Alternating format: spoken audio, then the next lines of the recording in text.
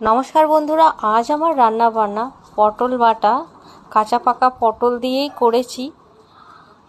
এখানে রসুন, কালো জিরা, কাঁচা লঙ্কা একসঙ্গে পেস্ট করে গরম তেলে পেস্টটা নাড়াচাড়া করতে হবে হালকা নুন আর চিনি দিয়ে। ব্যাস, গরম ভাতে দারুণ লাগে এই পটল বাটা। আপনারা একবার হলেও বানিয়ে খাবেন, হয়তো অনেকেই বানিয়ে খান।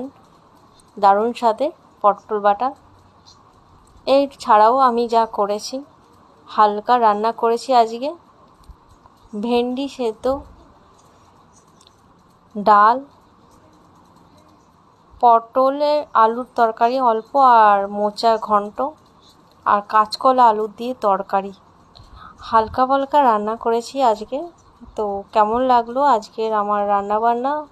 যদি একটুও ভালো লেগে থাকে অবশ্যই জানাবেন, সঙ্গে থাকবেন।